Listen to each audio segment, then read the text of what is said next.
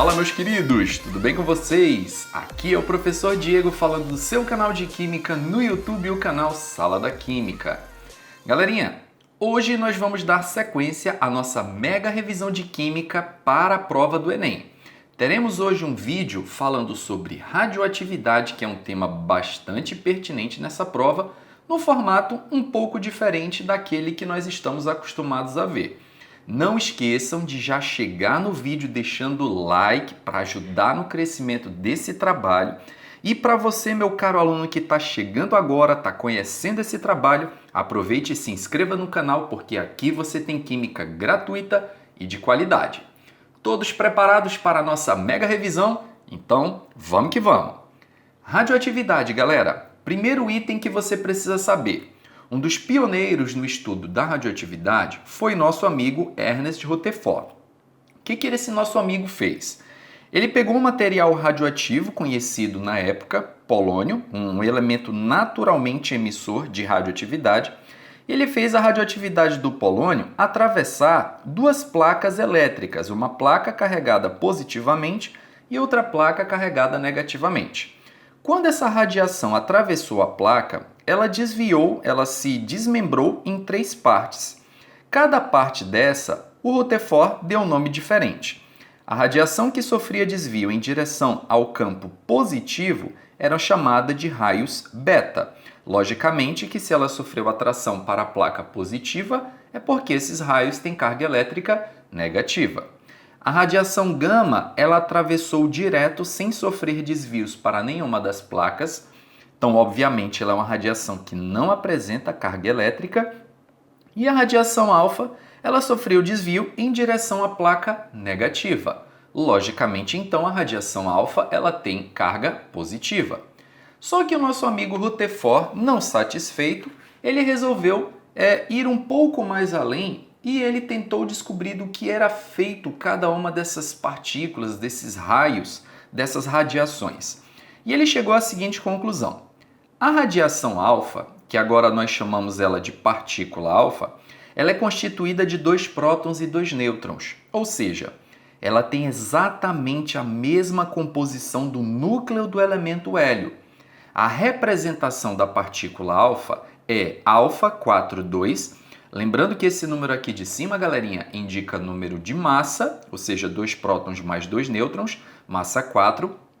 E aqui embaixo indica o número atômico, a carga, duas cargas positivas.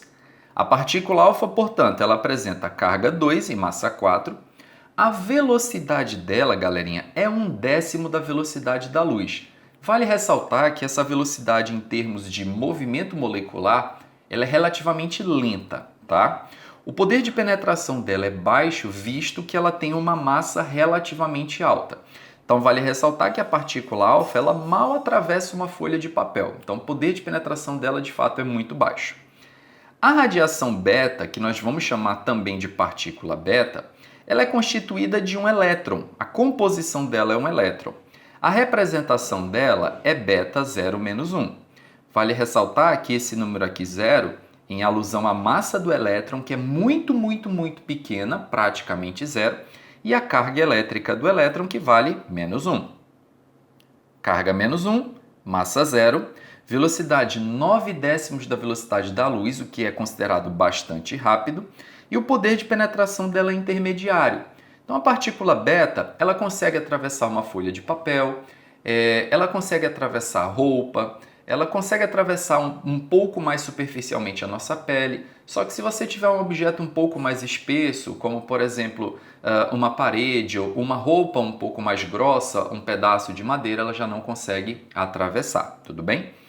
Existe a beta positiva, que é chamada de positron, é como se fosse o elétron positivo.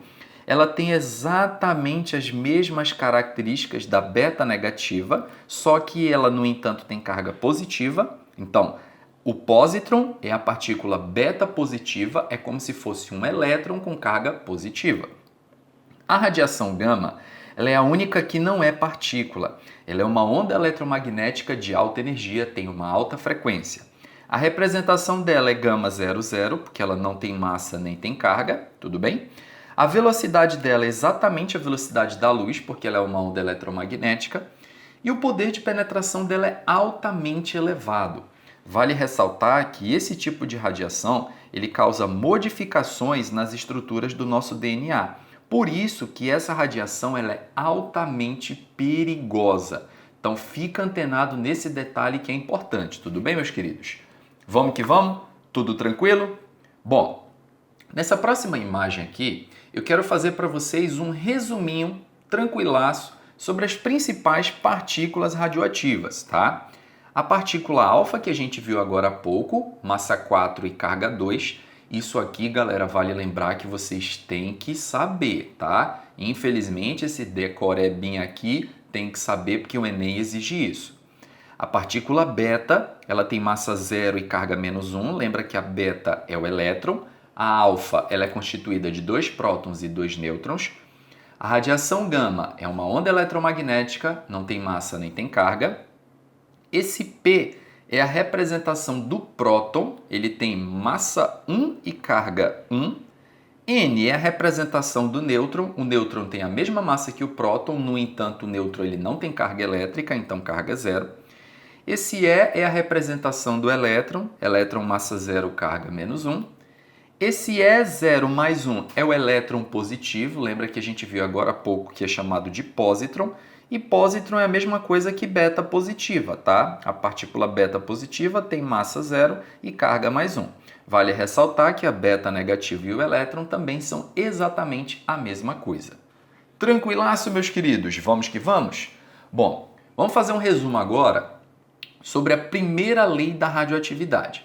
A primeira lei da radioatividade, também conhecida como lei da emissão alfa, ela diz pra gente o seguinte: quando um elemento químico X, de número de massa A e número atômico Z, emite uma partícula alfa do seu núcleo, ele vai originar um novo elemento químico, W, de número de massa 4 unidades a menos que o originou, que o elemento que o originou, A menos 4, e 2 unidades de número atômico a menos em relação ao elemento que o originou.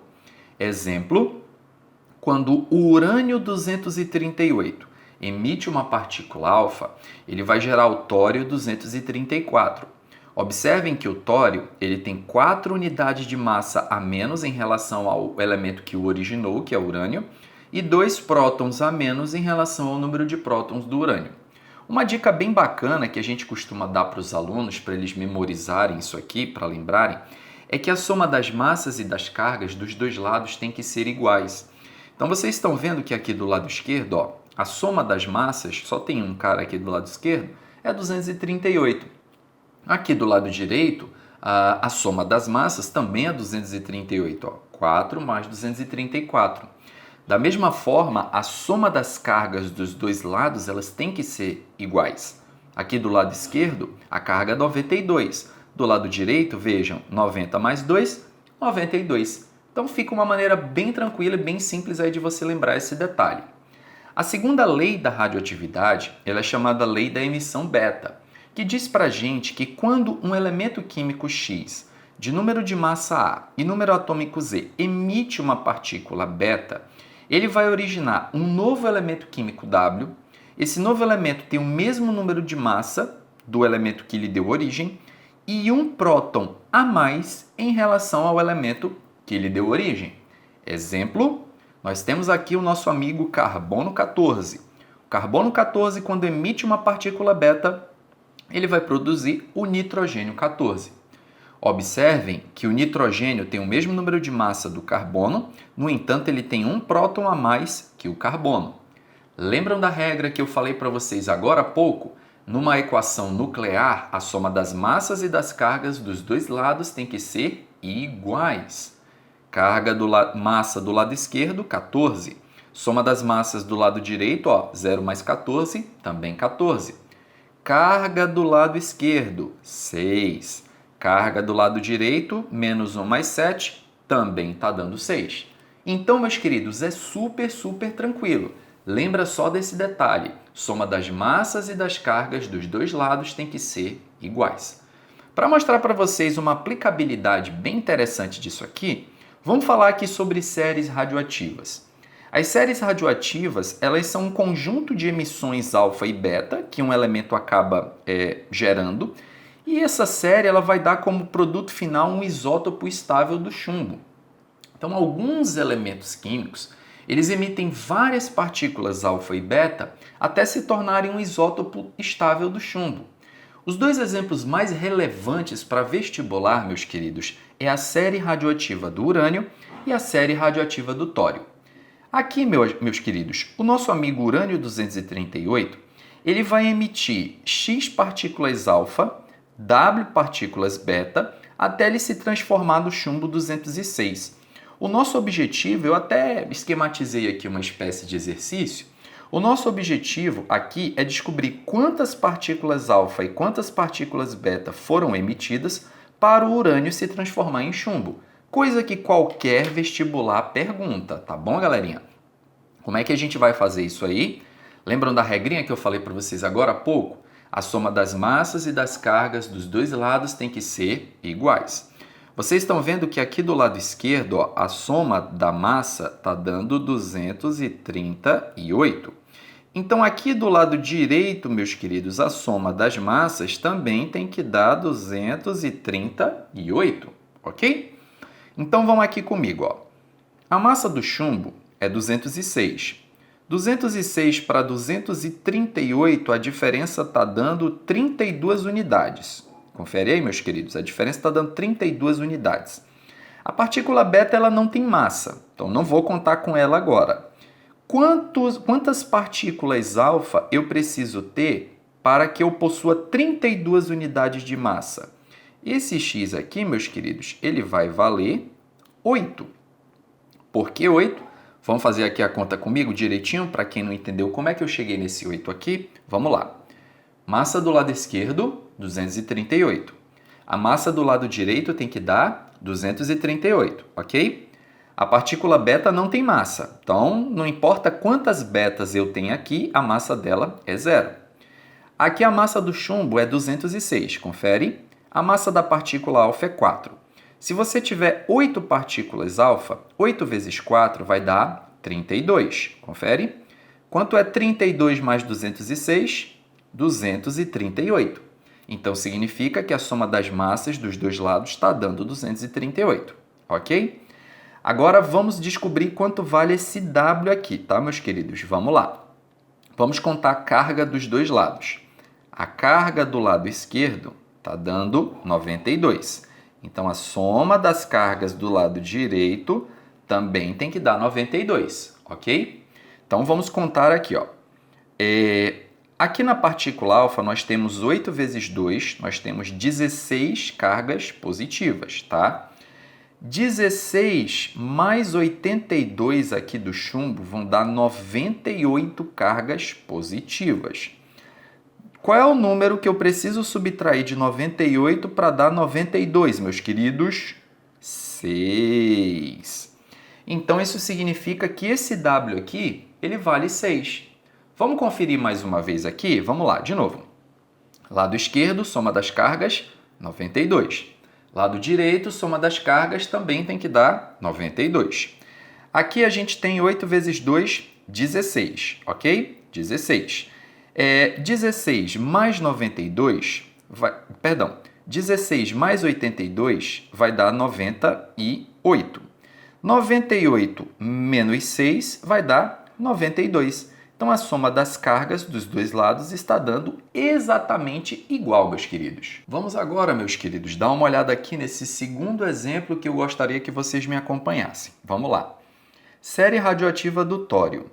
Tório 232,90 vai emitir X partículas alfa e W partículas beta e vai se transformar no chumbo 208,82. Qual é o valor de X, qual é o valor de W? Vamos lá desenvolver essa questão? Soma das massas do lado esquerdo, 232. Soma das massas do lado direito, 232, ok? Bom, a massa do chumbo já é 208. 232 tirando 208 vai dar 24, ok? A partícula beta não tem massa, então não vou contar com ela. Quantas partículas alfa eu preciso ter para ter 24 unidades de massa? 6. 6 vezes 4, 24. Vamos conferir mais uma vez? Lado esquerdo, massa 232. Tudo bem? Lado direito, 6 vezes 4 vai dar 24. 24 mais 208 vai dar 232. Então, a soma das massas dos dois lados está igual. Agora, vamos para as cargas. Carga do lado esquerdo está dando 90. Então, a soma das cargas do lado direito também tem que dar 90, ok? Vamos que vamos. Aqui nós temos 6 partículas alfa. 6 vezes 2 vai dar 12 cargas positivas. 12. 12 mais 82 vai dar 94. 94 cargas positivas. Qual é o número que eu tenho que subtrair de 94 para dar 90? Esse número aqui só pode ser 4. Vamos conferir mais uma vez aqui, meus queridos, as cargas. Vamos que vamos. 90, soma das cargas do lado esquerdo. Lado direito, 6 vezes 2, 12.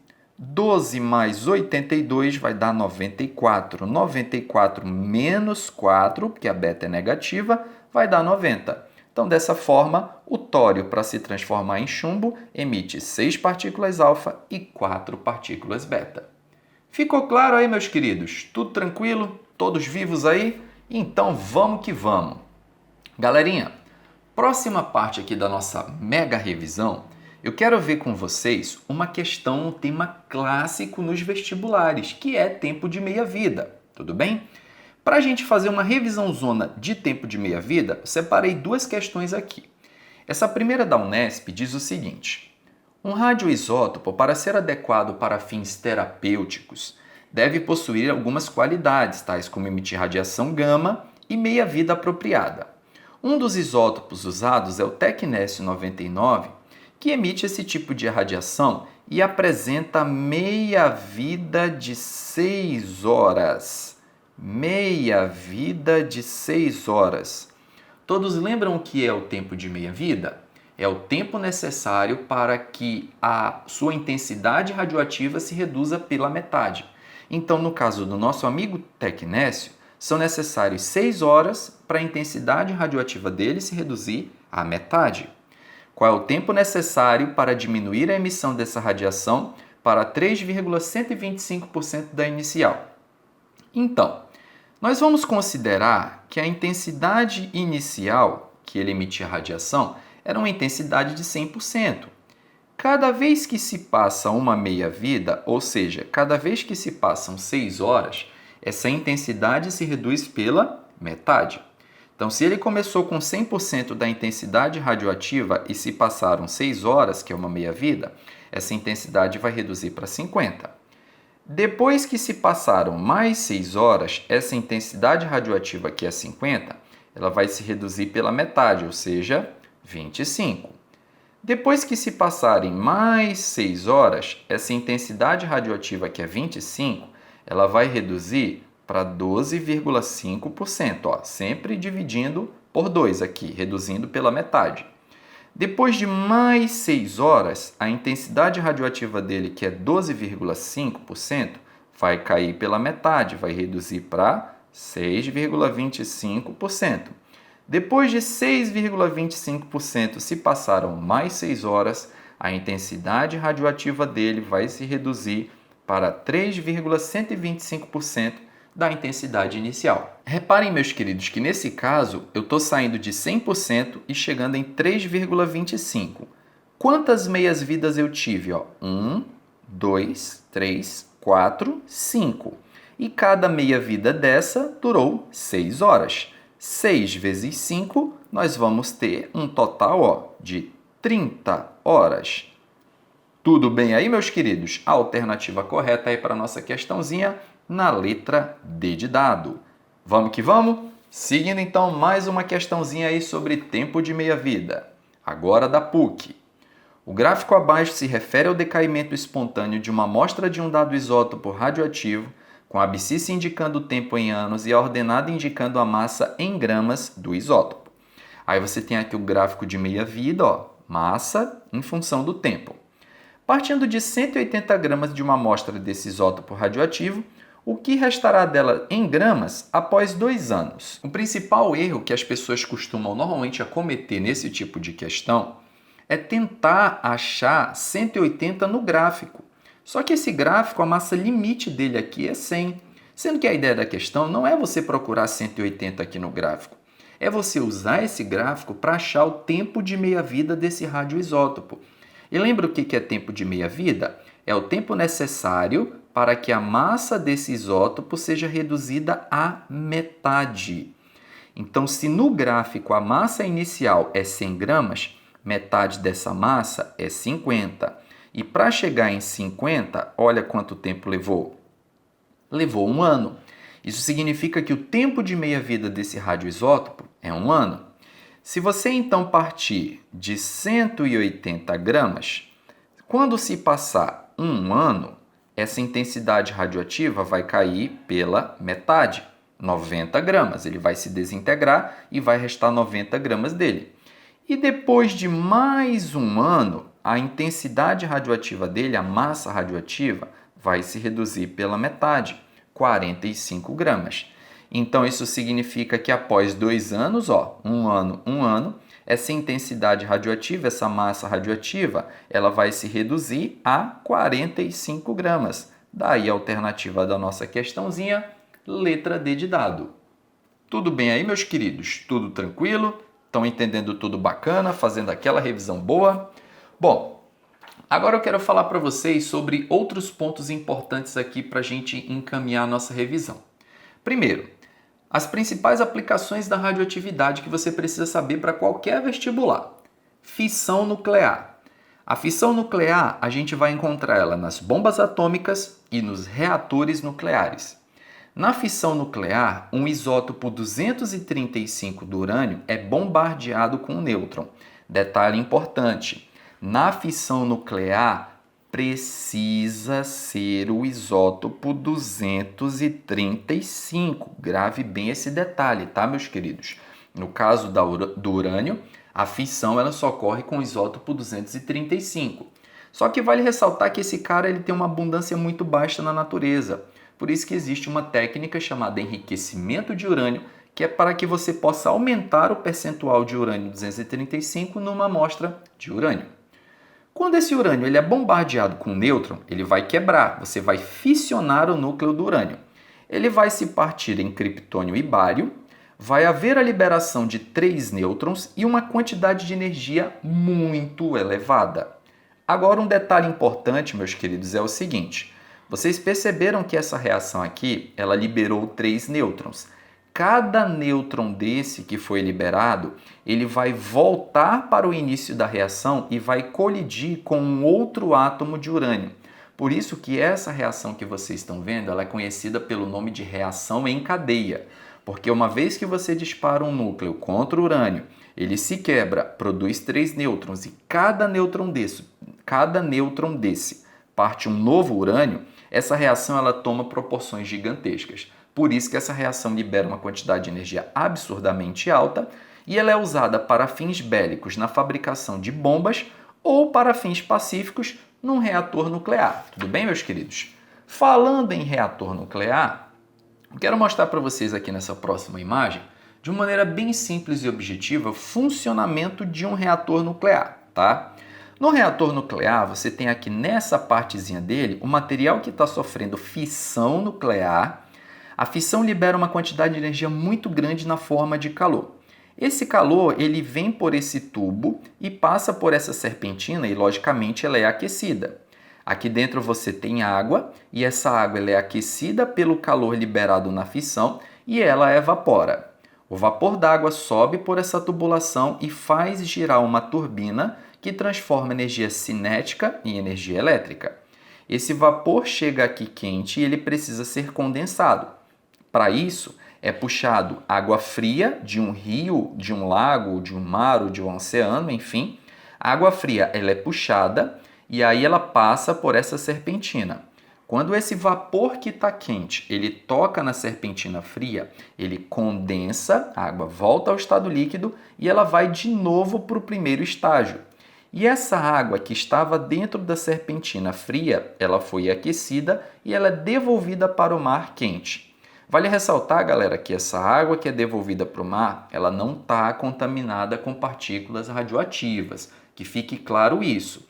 No entanto, a gente não pode dizer que uma usina nuclear ela não gera nenhum impacto ambiental, porque como você acaba jogando água quente para o rio, essa água quente ela pode diminuir a biodisponibilidade de oxigênio. Então, o impacto ambiental que uma usina nuclear causa diretamente é mínimo, mas existe um impacto que é a poluição térmica das águas, tá bom? Vale ressaltar, meus queridos, que também esse material, depois que sofre fissão, ele não pode ser jogado fora. E a gente chama esse material de lixo radioativo e ele é um problema para todos os países que trabalham com energia nuclear. Tudo bem, meus queridos? Tranquilaço? Agora, uma outra coisa que eu queria falar para vocês são os problemas da precipitação radioativa. Quando acontece um acidente nuclear, uma bomba atômica, muitos desses elementos químicos acabam sendo incorporados pelos organismos vivos. Vou dar um exemplo bem interessante para vocês. O estrôncio, 90, a meia-vida dele são 28 anos. Então significa que são necessários 28 anos para a atividade radioativa dele cair pela metade. E o estrôncio ele é da mesma família que o cálcio na tabela periódica. Então, quando ocorre uma precipitação radioativa, um vazamento de um material radioativo que libera estrôncio 90 para a atmosfera, esse estrôncio vai cair no solo e vai alimentar o gado. Quando esse estrôncio entrar no organismo da vaca, o organismo da vaca não vai distinguir o que é estrôncio do que é cálcio, porque como eles são da mesma família da tabela periódica, eles têm propriedades semelhantes. E ela vai acabar liberando esse estrôncio no leite, no lugar do cálcio. E aí a pessoa que tomar esse leite, ela vai se contaminar com estrôncio radioativo e esse estrôncio vai parar na estrutura dos ossos e dentes, podendo gerar várias doenças associadas à presença desse isótopo radioativo nesses órgãos. E, logicamente, que a principal doença relacionada a isótopos radioativos é o câncer. Por isso, o grande perigo dos isótopos radioativos é a presença deles na natureza e a capacidade que eles têm de substituir elementos que já fariam parte da nossa composição. Outro exemplo interessante é o iodo 131. Nós lembramos que o iodo ele é metabolizado na tireoide. Então, quando acontece um acidente com vazamento de iodo, esse iodo que nós respiramos, ele vai acabar parando na nossa tireoide, gerando várias doenças, como a principal delas, o câncer de tireoide. Então, esse que é o perigo que existe quando ocorre um acidente radioativo. Então, por isso que antes de pensar que a radioatividade é boa ou ruim, a gente tem que levar em consideração esses detalhezinhos aí. Tudo bem, meus alunos? Bom, agora para a gente finalizar aqui, eu queria falar para vocês da fusão nuclear. A fusão nuclear é diferente da fissão. Primeira diferença, ela libera muito mais energia do que a fissão. Segunda diferença, ela não é a quebra do núcleo, mas ela é junção de núcleos, daí o nome fusão nuclear. A fusão nuclear do hidrogênio, ela ocorre quando a gente junta 4 isótopos do hidrogênio de massa 1, nós produzimos o hélio, a liberação de 2 pósitrons e uma energia muito grande. A fusão nuclear ela ocorre naturalmente no Sol e pode ser feita de forma artificial através da bomba de hidrogênio, que vale ressaltar que ela é muito mais poderosa do que a bomba de fissão. Só que a bomba do hidrogênio, apesar de ser mais poderosa, ela não gera partículas radioativas como a bomba de fissão, tudo bem? Outra aplicabilidade aí da radioatividade, galerinha, é a datação com carbono 14. Os organismos, quando vivos, os animais, vegetais, enfim, eles têm na sua composição 10 ppb de carbono 14, 10 partes por bilhão. Isso significa que para cada 1 bilhão de átomos que existem no nosso corpo, 10 são carbono 14. O tempo de meia-vida do carbono 14 são 5.600 anos. Só que quando um organismo ele morre, ele para de incorporar carbono 14 através da alimentação e esse elemento passa a gradativamente diminuir a sua quantidade. Em E um tipo de questão clássica aqui que rola nos vestibulares, perguntando sobre datação com carbono 14, seria a seguinte. Imagina que você encontrou um fóssil e a análise desse fóssil revelou a presença de 2,5 ppb de carbono 14. A questão vai te perguntar, há quantos anos atrás viveu esse animal, esse organismo aí, enfim. Então vamos lá. Você sabe que esse organismo, esse fóssil, quando ele estava vivo, ele tinha 10 partes por bilhão de carbono 14. Quando deu a primeira meia-vida, e a primeira meia-vida ela levou 5.600 anos para acontecer, essa quantidade caiu pela metade. Metade, 5 partes por bilhão. Depois que se passaram mais 5.600 anos, essa quantidade ela se reduziu também pela metade. Metade de 5, 2,5 partes por bilhão de carbono 14. Então isso significa que se um fóssil foi encontrado e analisando a quantidade de carbono 14 ele apresentou 2,5 partes por bilhão, significa que houveram duas meias-vidas do carbono 14. 5.600 mais 5.600, isso aqui vai dar 11.200 anos. Então, significa que esse organismo viveu há 11.200 anos atrás. Vale ressaltar que a técnica do carbono 14 ela só funciona na datação de material orgânico, porque, obviamente, para datar com carbono 14, o material precisa ter carbono. Então, não podemos usar essa técnica para compostos inorgânicos, como, por exemplo, datação de rochas ou alguns tipos de minerais. Uma última aplicação bem interessante da radioatividade é na medicina e na agricultura. A radioatividade na medicina ela pode ser usada, por exemplo, na radioterapia, que é o tratamento do câncer através de radioisótopos. Então, a pessoa que está com câncer ela é submetida a alguns isótopos radioativos para que a radioatividade produzida por esses radioisótopos ataquem as células cancerígenas. Um exemplo bem interessante disso é o iodo. Quando a pessoa, por exemplo, está com câncer de tireoide, ela ingere o iodo 131 e esse iodo ele vai parar na tireoide e fica emitindo radiação lá. E a ideia disso é que essa radiação emitida ataque as células cancerígenas. Na medicina, a radioatividade ela também é utilizada na esterilização de instrumentos cirúrgicos. Vale ressaltar que nesse caso é usada a radiação gama, portanto a radiação gama ela não tem a capacidade de contaminar os instrumentos cirúrgicos com material radioativo. Elas simplesmente atacam os micro-organismos e a função é esterilizar. E na agricultura é uma aplicação muito semelhante. A radiação gama ela é utilizada na agricultura para esterilizar algumas frutas e substituir os agrotóxicos. Da mesma forma que na medicina, quando um alimento ele recebe radiação gama, ele não fica contaminado com radioatividade. A radiação gama serve apenas para matar os micro-organismos que poderiam posteriormente estragar aquela fruta. Então foi isso, meus queridos. Essa foi a nossa aula de hoje de radioatividade, esse resumo. Espero que vocês tenham gostado. Não esqueçam, se você chegou até aqui, deixa o like nesse vídeo para ajudar no crescimento desse trabalho. O meu objetivo é levar a química gratuita e de qualidade para todos os estudantes do Brasil.